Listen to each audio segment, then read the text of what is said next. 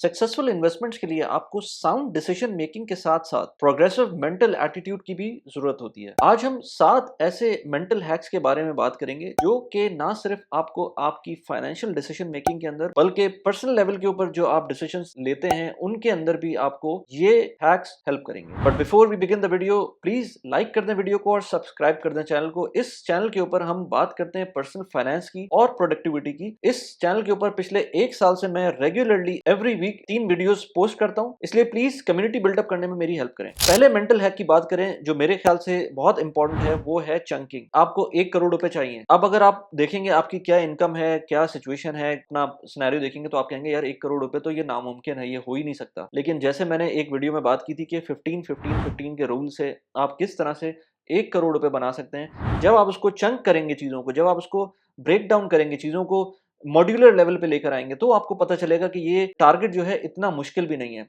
15-15 rule के 15-15-15 के rule के बारे में मैं बताऊं आपको जरा क्विकली। 15% से अगर आप ग्रो करते हैं अपनी इन्वेस्टमेंट्स को, एवरी मंथ आप 15,000 रुपए डालते हैं उसके अंदर और ये 15 साल तक करते हैं, तो आप 1 करोड़ रुपए बना लेंगे। मैंने उस वीडियो में बात की थी ये किस तरह से पूरा कैलकुलेशन चलती है। अदरवाइज अगर आप सिर्फ सोचते रहेंगे कि यार ये बड़ा काम है और मुझे करना है और ये हो ही नहीं सकता, तो वो कभी नहीं होगा। तो इसलिए अपने दिमाग को उस पॉइंट पर लेकर जाएं जहां पर आप चीजों को ब्रेक डाउन कर सकें। सेकंड पॉइंट पे आते हैं। सेकंड पॉइंट है रीफ्रेमिंग। रीफ्रेमिंग का मतलब ये कि आपके पास जो प्रॉब्लम है उसका पर्सपेक्टिव चेंज कर दें। बेसिकली रीफ्रेमिंग का मतलब ये नहीं है कि आपको प्रॉब्लम सॉल्व करनी है, आपको फाइंड आउट करना है कि कौन सी प्रॉब्लम बेहतर है जो सॉल्व कर सकते हैं। इसकी आप एग्जाम्पल ले लें। ब्लैकबेरी ने जिस टाइम पर ब्लैकबेरी बहुत टॉप पे चल रहा था, आप ब्लैकबेरी में फोन की बात कर रहा हूं, तो ब्लैकबेरी अपने कीबोर्ड को इंप्रूव करने के अंदर लगे हुए थे।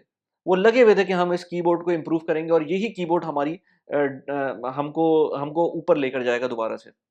Eight the same time iPhone काम कर रहा था फ्लैट स्क्रीन के ऊपर, टच स्क्रीन के ऊपर।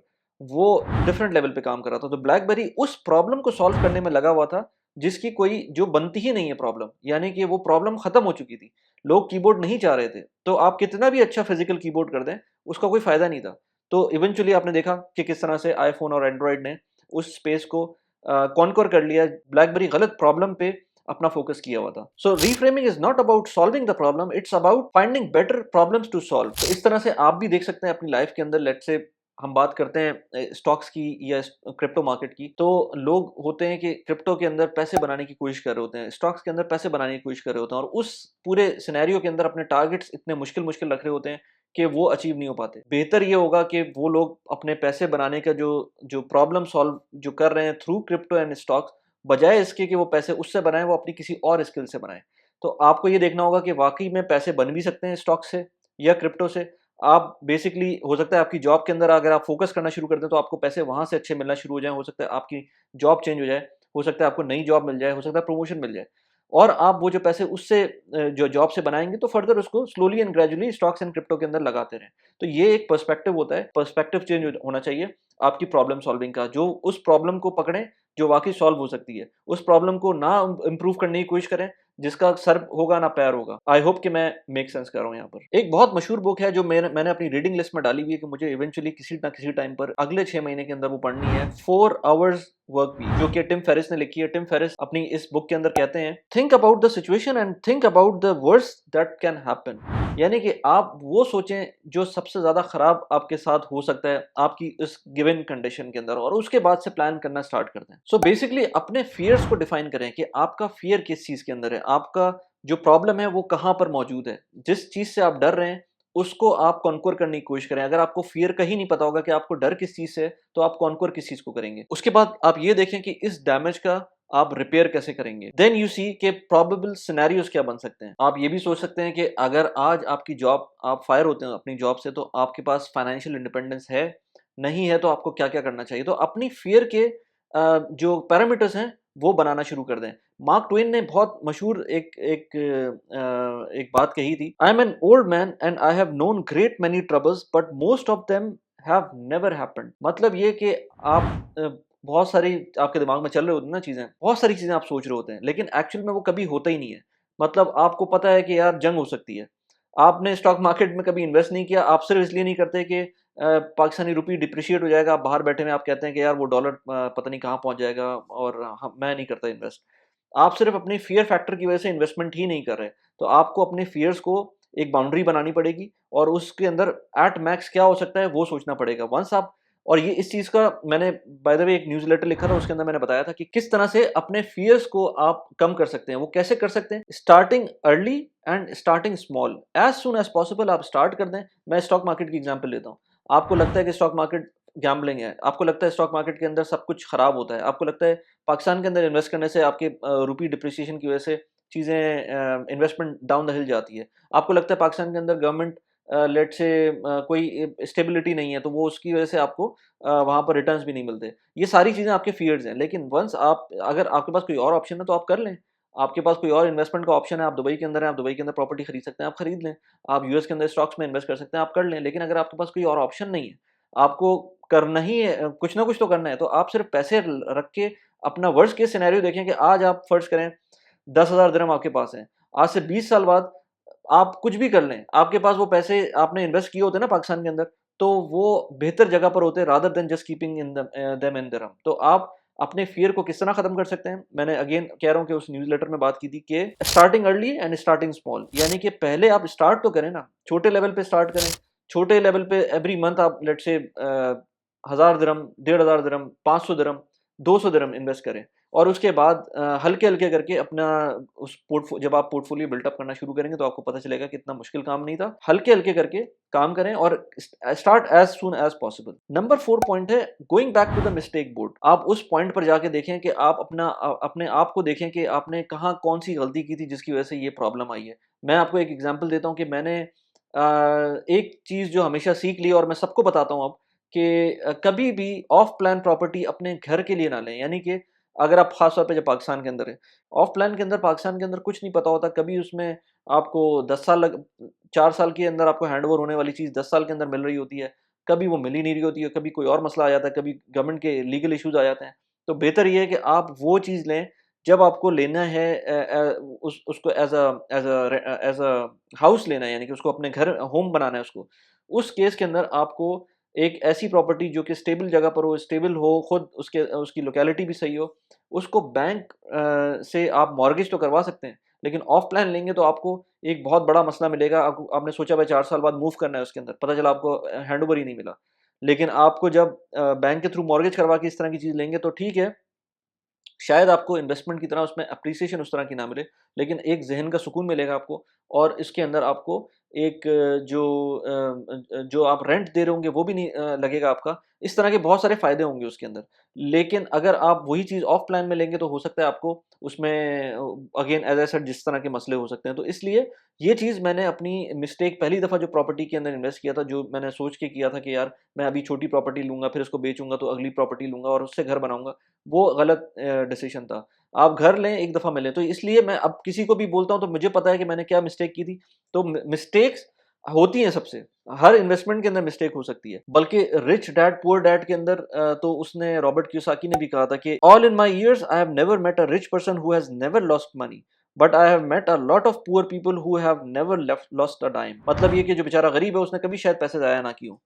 इन्वेस्टमेंट में कभी अपनी नुकसान ना देखा हो। लेकिन हमने कभी भी ऐसा अमीर बंदा नहीं देखा या जो सेल्फ जिसने ऊपर ऊपर गया है, खुद से ऊपर गया है, उसको हमने कभी भी नहीं देखा कि उसने कोई गलती ना की हो या उसने कभी पैसे ज़ाया ना किए हों। इन टर्म्स ऑफ इन्वेस्टमेंट उसने कोई नुकसान ना लिया हो। उसका रीज़न ये है कि वो इम्प्लीमेंट करता है कोई चीज़ और फिर उसकी मिस्टेक जो होती हैं उसकी बेसिस के ऊपर बिल्ट अप करता है। तो मिस्टेक्स के ऊपर अपनी एक्सपीरियंस को बिल्ट अप करें और उसमें आगे जाएँ। Now let's come to number 5 और नंबर 5 बहुत मुझे सबसे अच्छा पॉइंट लगा इसके अंदर, थिंकिंग लाइक अ स्टैटिस्टिशियन। अब स्टैटिस्टिशियन क्या करता है, वो उनके पास सिर्फ नंबर्स होते हैं और नंबर से कर रहे होते हैं। अगर मैं बात करूँ, ये जो साहब यहाँ पर नज़र आ रहे हैं आपको, ये 95 इयर्स ओल्ड हैं और ये सिगरेट पी रहे हैं।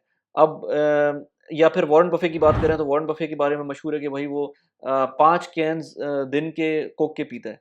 तो आई डोंट नो कि ये कितना सही है, कितना गलत है, लेकिन वो क्योंकि वो कोक के अंदर उनके शेयर्स हैं, तो वो ये बात भी करते हैं। तो अगर कोई बंदा आए, वो बोले कि यार आप इन एग्ज़ाम्पल्स को ले लें कि वॉरेन बफे को देख लें, वो शुगरी ड्रिंक लेता है और इसी तरह से इस 95 इयर्स ओल्ड के बुड्ढे को देखें, ये कितनी 2-2 3-3 पैक सिगरेट पी लेता है, उसको कुछ नहीं होता। तो हम इन दो एग्जाम्पल्स की बेसिस के ऊपर ये नहीं कह सकते ओल्ड एज के अंदर आप आराम से कोक पीते रहें, जितनी पीते रहें कोई मसला नहीं है, ओल्ड एज के अंदर कितनी भी सिगरेट पीते रहें आपको कोई मसला नहीं है। हम ये नहीं कह सकते। इसका रीजन ये है कि अगर आप स्टेटिस्टिक्स पे जाएंगे तो स्टेटिस्टिक्स के अंदर आपको ये पता चलेगा कि अगर आप ग्रुप ले लेना लेट्स से 95 ईयर्स का, उसके अंदर आप देखें कि कितने लोग सिगरेट पीते हैं, या एक ग्रुप ले लें 95 ईयर्स का, जो लोग 95 ईयर्स पे पहुंच गए, उसमें से कितने लोग रेगुलरली सॉफ्ट ड्रिंक्स या शुगरी ड्रिंक लेते हैं और उनकी तबीयतें भी ठीक हैं। तो आई एम श्योर आपको जो स्टैटिस्टिक्स बताएंगे वो ये बताएंगे कि इस तरह नहीं होता। जितने लोग 95 प्लस के हैं उसमें से ज़्यादातर लोग वो होंगे उनके अंदर इस तरह की हैबिट्स नहीं है। इसी तरह एक और एग्जाम्पल लेते हैं कि 1 मिलियन लोगों का सैंपल ले लेते हैं। 1 मिलियन लोगों का सैंपल लेते हैं स्मोकर्स वर्सेस नॉन स्मोकर्स का। इन 1 मिलियन लोगों में आप मुझे खुद बताएं कि कितने लोग 95 ईयर्स वाले होंगे स्मोकिंग वाले में और नॉन स्मोकिंग वाले में। ये एक रैंडम सैंपल होगा, तो आप दिमाग से खुद सोच सकते हैं कि जो स्टेटिस्टिक्स है आपको क्या बताएगी, कौन लोग किस ग्रुप में होंगे, स्मोकर्स ज़्यादा होंगे या नॉन स्मोकर्स ज़्यादा होंगे अब 95 ईयर्स ओल्ड। इसको बात करते हैं फाइनेंशियल सेंस के अंदर। तो फाइनेंशियल सेंस के अंदर अगर मुझसे कोई बोले कि यार वो बंदा है और उसने क्रिप्टो के अंदर 1 महीने के अंदर लेट से 2 करोड़ रुपए बनाए और सिर्फ उसने पैसे लगाए थे 10 लाख रुपए, हो सकता है, बिल्कुल हो सकता है, ऐसा हुआ। इनफैक्ट स्टॉक मार्केट के अंदर भी किसी ने ये काम किया हो, लेकिन उसकी प्रोबेबिलिटी कितनी है, ये एक बहुत इंपॉर्टेंट चीज़ है कि आपको देखना पड़ेगा कि आप थिंक लाइक ए स्टैटिस्टिशियन। आपको ये देखना पड़ेगा कि सिर्फ on the face of it जो बात हो रही है, हो सकता है वो बात सही हो। जैसे मैंने कहा 95 ईयर्स ओल्ड 3 डब्बे सिगरेट पीता था, कोई मसला नहीं है उसको। लेकिन इस तरह के कितने लोग आपको दुनिया में मिलेंगे? इसी तरह से कितने लोग ऐसे मिलेंगे जो 2 महीने के अंदर क्रिप्टो के अंदर उन्होंने 10 लाख रुपए को 2 करोड़ रुपए बना दिया। So people want to be deceived कि उनको कोई बताए कि यार हम ये शॉर्टकट है, मतलब ये डिसेप्शन जब क्रिएट होती है जिसके अंदर स्टॉक हो गया, पेनी स्टॉक्स हो गए, आईपीओज हो गए, इस तरह की जो चीज़ें होती हैं उसके अंदर बड़े पिक्चर को नहीं देखा जाता। ये छोटे से सैंपल को देख के हम कहते हैं कि यार ये इसने इतने पैसे बनाए हैं या ये नज़र आ रहा है कि ये इस तरह हो रहा है। इसलिए आपको खुद को भी बड़ी पिक्चर पे देखना चाहिए। इसकी एक और एग्जांपल मैं देता हूँ। एग्जांपल ये है कि लॉटरी टिकट्स, आप एक बंदे को देखेंगे कि उसने लॉटरी का टिकट जीता और उसको लेट से लाखों रुपए मिल गए या करोड़ों रुपए मिल गए। लेकिन आपने उन लोगों को नहीं देखा, लाखों करोड़ों लोगों को नहीं देखा जिन्होंने अप्लाई किया था और वो अप्लाई करते रहते हैं और पूरी ज़िंदगी करते रहते हैं और उनको कभी भी कोई लॉटरी नहीं निकलती उनकी। तो हम अगेन एज़ आई सेड, आपको बड़े सैंपल साइज़ में से देखना पड़ेगा। ये छोटे-मोटे केसेस आते जाते रहते हैं। नंबर 6 पॉइंट पे आते हैं। नंबर 6 पॉइंट है ऑलवेज़ चैलेंज द सिचुएशन। जब भी आपको कोई नुकसान हो, जैसे मैंने कहा था ना कि मिस्टेक बोर्ड पे जाना चाहिए, इसी तरह से चैलेंज भी करना चाहिए सिचुएशन को। यानी कि जब भी आपको कोई नुकसान होता है, आप लेट्स से आपको पता चलता है कि ये स्टॉक मैंने लिया था लेकिन ये नीचे चला गया। अब वो क्यों गया नीचे? उसके क्या-क्या रीज़न्स हो सकते हैं? हो सकता है कोई जियोपॉलिटिकल इश्यू हो गया हो जिसकी वजह से कोई ये प्रॉब्लम हो गई हो, कोई वॉर हो गया हो उसके अंदर कोई कोई स्टॉक मार्केट नीचे चली गई हो, या हो सकता है कंपनी के फंडामेंटल्स खराब हो जिसकी वजह से नीचे गई हो। तो आपको पूरा उसके अंदर इंडल्ज हो जाना चाहिए। आपको चैलेंज करना चाहिए अपने आप को भी और सिनेरियो को भी कि ये क्यों गलत हुआ है। एग्ज़ाम्पल देते हैं।